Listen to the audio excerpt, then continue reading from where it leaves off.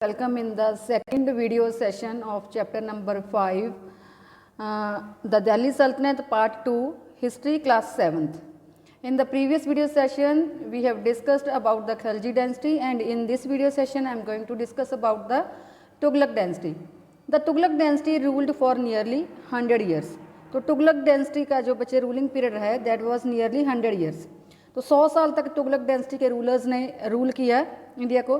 And main rulers of the Tughlaq dynasty were Ghiyasuddin Tughlaq, Mohammad bin Tughlaq and Firoz Shah Tughlaq. So these were the three main rulers of the Tughlaq dynasty. Now we will discuss about these three rulers one by one. Okay. So first of all we will discuss about Ghiyasuddin Tughlaq. Ghiyasuddin Tughlaq, his time period was, ruling time period was 1320 to 1325, means approximately 5 years. तो Ghiyasuddin Tughlaq built Tughlaqabad. तो Ghiyasuddin Tughlaq ने किस चीज़ को build किया? Tughlaqabad. Tughlaqabad was just build by Ghiyasuddin Tughlaq and it was a new city. What was the Tughlaqabad? Tughlaqabad क्या था? That was a new city and important events of this region were. इसके अलावा तुगलकाबाद के अलावा और क्या क्या इंपॉर्टेंट जो है इस रीजन के इस टाइम के इवेंट्स रहे हैं during the time of Ghiyasuddin Tughlaq. Number 1, expansion of the boundaries of सल्तनत. सो सल्तनत की बाउंड्रीज को एक्सपेंड किया, सल्तनत को एक्सपेंड किया. Annexation of Warangal completely and Bengal partially. तो एक्सपेंड करने के लिए एक्सपेंशन कैसे की? He annex the Warangal, Warangal को अनेक्स किया कम्प्लीटली, पूरी तरह से वारंगल को कंट्रोल में ले लिया.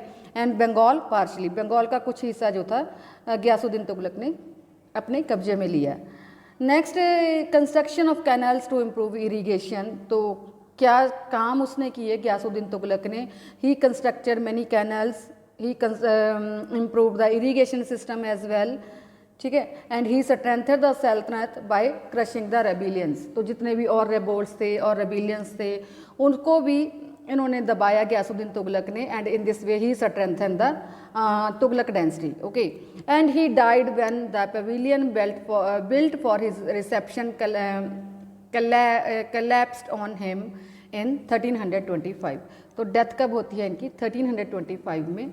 जब क्या होता है, एक पवेलियन जो है जो उसके लिए बनाया बन रहा था पवेलियन फॉर हिज रिसेप्शन, तो वो गिर जाता है. तो उसकी वजह से जो है गियासुद्दीन तुगलक की डेथ हो जाती है.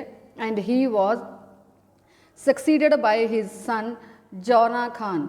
तो उसको सक्सीड कौन करता है? मतलब आफ्टर गियासुद्दीन जो है कौन राजगद्दी पर बैठता है? जौना खान. जौना खान कौन था बच्चे? He was the son of Ghiyasuddin Tughlaq. ठीक है. And he assume the title sultan Mohammad bin Tughlaq. तो इसने अपने आप को कौन सा टाइटल दिया? मोहम्मद बिन तुगलक का टाइटल दिया. Next we will discuss about the Mohammad bin Tughlaq.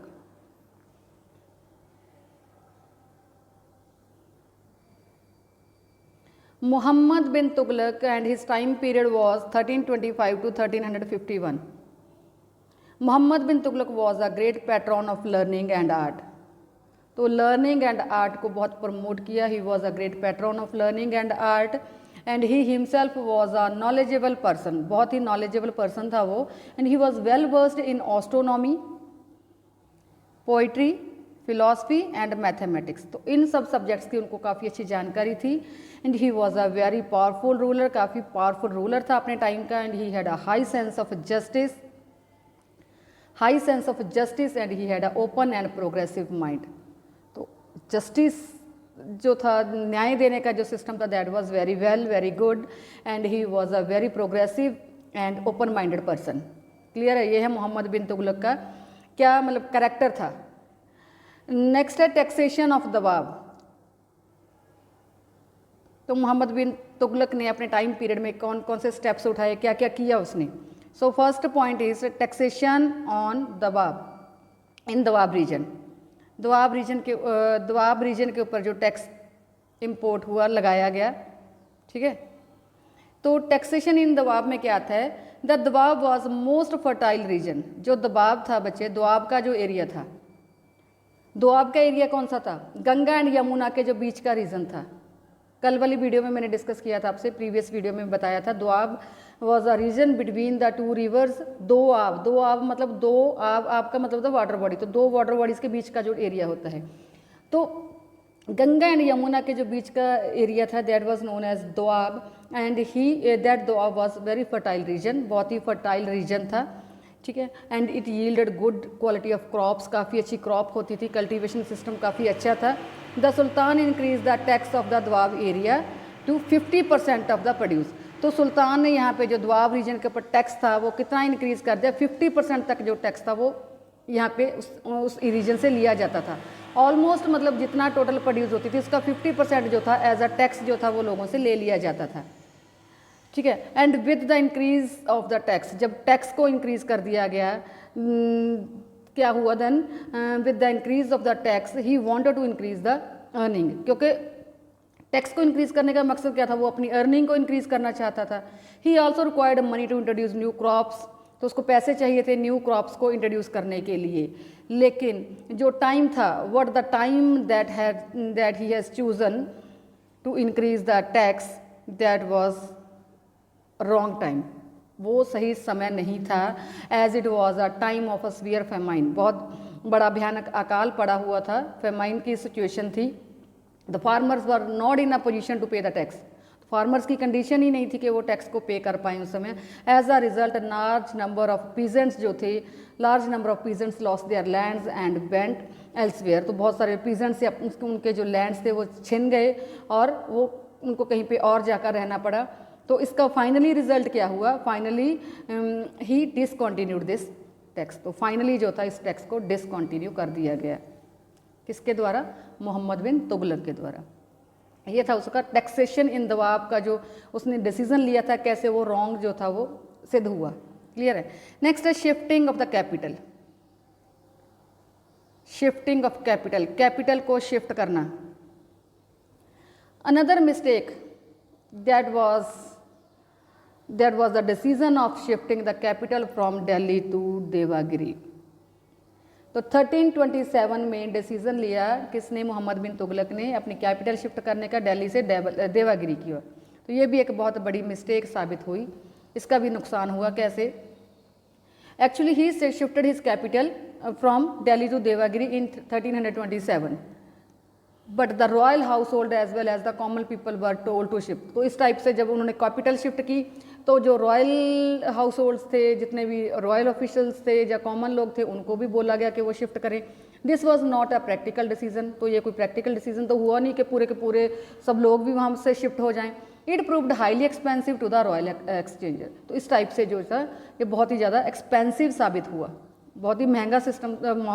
एक जगह से दूसरी जगह शिफ्ट होना कोई आसान बात नहीं होती है, ठीक है। Most of the historians feel that two reasons prompted the sultan to change the capital. तो चेंज करने की सोची कैसे उसने, क्यों उसने शिफ्ट की कैपिटल, उसके पीछे दो रीजंस हो सकते हैं according to the historians. Daulatabad was centrally located, Daulatabad, Devagiri को बच्चे दौलताबाद भी बोला जाता है। दौलताबाद वाज सेंट्रली लोकेटेड, एक तो उसको लगा होगा कि दौलताबाद जो है वो सेंटर में है। It was easy to control all the regions of the saltanat, तो सल्तनत को सारे के सारे रीजन्स को कंट्रोल करना इजी रहेगा। Secondly Daulatabad was safer from Mongol attacks, तो ये दो रीजंस रहे होंगे जिसकी वजह से उसने ये डिसीजन लिया होगा। But the king sooner realize his mistake, तो लेकिन उसको अपनी मिस्टेक का पता चल गया, उसको रियलाइज़ हुआ कि ये मैं गलत कर रहा हूँ, मेरी गलती है ये कि मैंने शिफ्ट नहीं करनी थी capital, as it become a difficult to control north India from Daulatabad, क्योंकि नॉर्थ इंडिया को दौलताबाद में बैठकर कंट्रोल करना that was very difficult for him. Then he again reshift the capital from Devagiri to Delhi, तो ये वाला डिसीजन भी उसको अपना वापस लेना पड़ा, जैसे टैक्सेशन इन दोआब वाला डिसीजन जो था वो वापस लेना पड़ा था। क्लियर है बच्चे। नेक्स्ट है टोकन मनी, तो उसने एक करेंसी जो थी वो इशू की थी, देखते हैं इसमें क्या है। Token money, token money system क्या था। द मनी, टोकन मनी बच्चे होता क्या है, the money use in the form of currency notes और metal coins is called the token currency. तो जो भी मनी जो है that is used, that is the currency, that is the money means that is used in the form of currency notes, जिसको currency के तौर पर हम लोग यूज़ करते हैं, वो कॉइन्स के रूप में भी हो सकते हैं, मेटल के कॉइन्स हो सकते हैं, तो उसको क्या बोला गया, टोकन करेंसी बोला गया। तो टोकन करेंसी जो थी वो क्यों इशू की थी, there was a shortage of silver coins silver in the Mohammad bin Tughlaq kingdom. तो क्या थी, शॉर्टेज थी सिल्वर की मोहम्मद बिन तुगलक के टाइम पे। There was a shortage of the silver during the region of Mohammad bin Tughlaq, hence he decided to issue. तो उसने क्या डिसाइड किया, hence he decided to issue bronze and copper coins. तो इस वजह से उसने क्या किया, कॉपर एंड ब्रॉन्ज कॉइन्स जो थे वो काफ़ी बड़ी मात्रा में इशू किए। And these coins had the same value at that of silver. तो इनकी वैल्यू क्या रखेगी, सेम एज द सिल्वर। ठीक है, तो सिल्वर के कॉइन्स के अकॉर्डिंग ही इनकी वैल्यू को रखा गया। They were to be minted for a day to day use. तो किस लिए मिंट किए गए थे, मतलब मिंट होता है जहाँ पे बच्चे कॉइन्स बनाए जाते हैं, तो डे टू डे यूज़ के लिए मिंट किए गए थे। The sultan issued N order that these coins could be exchanged for a silver coins. तो सुल्तान ने एक ऑर्डर इशू कर दिया कि ये जो कॉइन्स हैं उनको सिल्वर कॉइन्स के बदले में एक्सचेंज भी किया जा सकता है any time from the royal treasury. The design of the coins was very simple. तो जो इसका डिज़ाइन था इन कॉइन्स का वो बहुत सिंपल था। ठीक है, तो डिज़ाइन को कॉपी करना बहुत इजी था लोगों के लिए जिन्होंने मतलब करेंसी की इसका फ़ायदा उठाया। And it was easy to copy.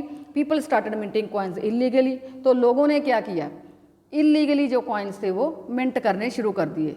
ठीक है, तो people started minting the coins illegally. Illegal coins जो थे वो बनने शुरू हो गए। एंड इस टाइप से क्या हो गया, जो गवर्नमेंट की जो फेक कॉइन्स जो थे, फेक जो करेंसी थी वो मार्केट में एम्पायर में बहुत ज़्यादा बढ़ गई थी। Fake money began to be minted in abundance and people began to pay taxes in new currency. तो फेक मनी के रूप, फेक मनी को यूज़ करके ही वो लोग टैक्सेस पे करने लगे। एंड इस टाइप से जो मनी की वैल्यू थी, फेक करेंसी बहुत ज़्यादा बढ़ गई थी, तो मनी की वैल्यू जो थी वो लॉस्ट हो गई। And merchants refuse to accept this coins. तो मर्चेंट्स ने इन कॉइन्स को जो था लेने से मना कर दिया, जो ट्रेडर्स थे, जो मर्चेंट्स थे। Then after 3 years the sultan realize his mistake. तो 3 साल बाद सुल्तान को फिर अपनी मिस्टेक का रियलाइज़ हुआ and he withdraw the coins. तो ये करेंसी भी उसको फिर विदड्रॉ करनी पड़ी। क्लियर हो गया बेटे, token currency, token money. Next topic है आपका डिसइंटीग्रेशन ऑफ अम्पायर। तो अम्पायर जो था वो डिसइंटीग्रेट कैसे हुआ, कैसे वो टूट गया, कैसे वो डिक्लाइन हुआ। So many reasons collectively cause the disintegration. बहुत सारे रीजन्स जो थे वो इस डिसइंटीग्रेशन के पीछे रहे। नंबर 1 तो मेन रीज़न है due to some wrong decisions. तो सुल्तान ने बहुत सारे रॉन्ग डिसीजंस लिए। ठीक है, पहला डिसीजन तो था टैक्सेशन इन दवाब, जो दवाब रीजन के ऊपर टैक्स लगाया फिर वापस लिया उसने।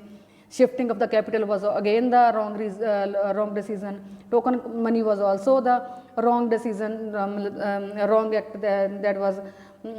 टोकन मनी को भी फिर उसको बाद में वापस लेना पड़ा था। तो जो रॉन्ग डिसीजंस थे वो उसके लिए रिस्पॉन्सिबल हुए।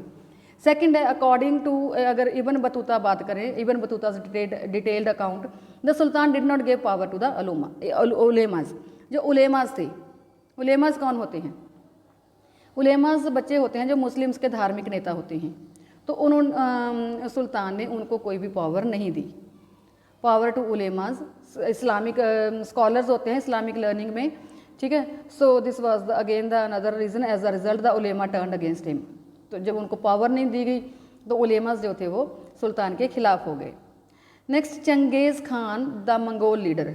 मंगोल लीडर जो था वो था चंगेज़ खान। तो मंगोल्स की ओर से अटैक्स होने शुरू हो गए।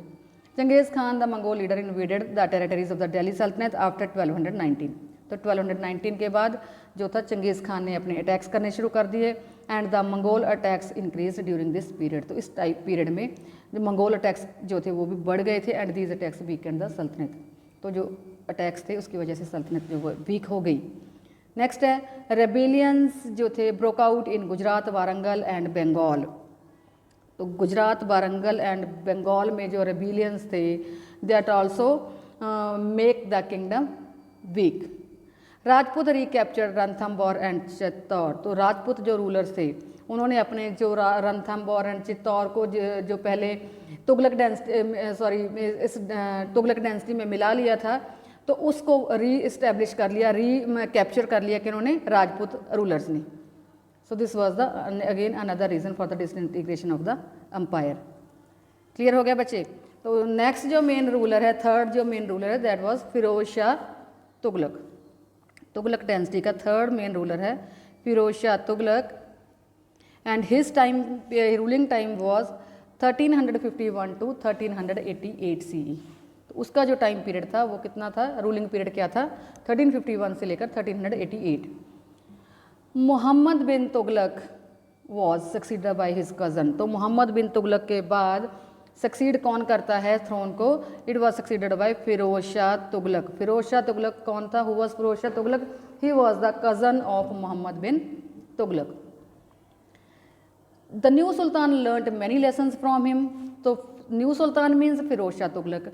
Firoz Shah Tughlaq learned many lessons from him, बहुत सारे लेसन्स उसने सीखे क्योंकि वो उसके टाइम में था। He ruled according to the Islamic laws, क्योंकि जो मोहम्मद बिन तुगलक थे उन्होंने इस्लामिक जो उलेमा थे उनको पावर नहीं दी थी, लेकिन फिरोज शाह तुगलक ने कैसे रूल किया, according to Islamic laws to please the उलामाज। तो उसने कोशिश की कि उलेमाज जो है उनको प्लीज़ किया जाए, and he please the nobles by giving them bigger इक्ताज। तो नोबल्स को भी उन्होंने प्लीज़ किया, कैसे, बाय गिविंग देम इक्ताज। इक्ताज मतलब piece of lands. And again next step उसने क्या उठाया, he reduce the tax of Doab. जो दोआब रीजन का टैक्स था वो उसने कम कर दिया, रिड्यूस कर दिया, जो पहले मोहम्मद बिन तुगलक ने बढ़ा दिया था। क्लियर है। So in this way we can say that he was not only a good commander but he was a very good ruler as well. He was a very genius ruler, ठीक है, he was a very good commander and a genius ruler. तो फिरोज शाह तुगलक ने क्या क्या किया, क्या क्या reforms किए, क्या क्या सुधार किए अपने टाइम में। What was the reforms taken by the Firoz Shah Tughlaq during his period. Number 1, he constructed many canals, wells, tanks, rest houses as well as hospitals. तो लोगों के लिए कैनाल्स बनवाई, इरीगेशन के पॉइंट ऑफ व्यू से वेल्स बनवाए, कुएँ वगैरह, टैंक्स हो गए, रेस्ट हाउसेज हो गए, हॉस्पिटल्स हो गए। He also founded some new towns. तो बहुत सारे टाउन्स भी उसने बनवाए, जैसे फिरोजपुर, फिरोज़ाबाद, हिसार, फिरोज़ा। तो इस टाइप से कई टाउन्स की जो थी वो भी उसने बिल्ड करवाए। टाउन्स जो थे उसके टाइम में इस्टेब्लिश हुए। And he laid 1200 gardens. तो 1200 गार्डन्स भी उसने लगवाए। He set up many educational institutions. तो गार्डन्स लगवाए, हॉस्पिटल्स हो गए, नए सिटीज़ हो गए, एजुकेशनल इंस्टीट्यूशंस हो गए।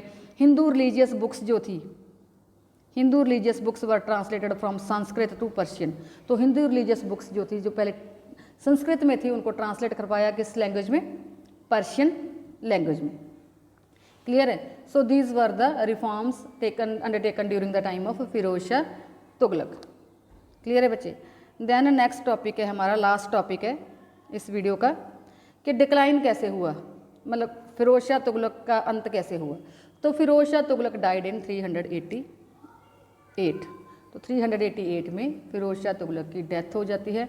And after his death the empire nearly broke up. तो अम्पायर जो था एक ब्रोकअप होने की कगार पर ही था। The saltanat was soon reduce to Delhi and nearby areas. तो जो सल्तनत का एरिया था वो कम हो गया था। जस्ट उसके पास कितना एरिया बचा था, दिल्ली का एरिया एंड जो उसके आसपास के कुछ एरियाज थे, इतना ही एरिया उसके पास बचा था। Timur who was on lookout to attack Delhi. Timur की निगाह जो थी दिल्ली के ऊपर ही थी। Invaded Delhi in 398।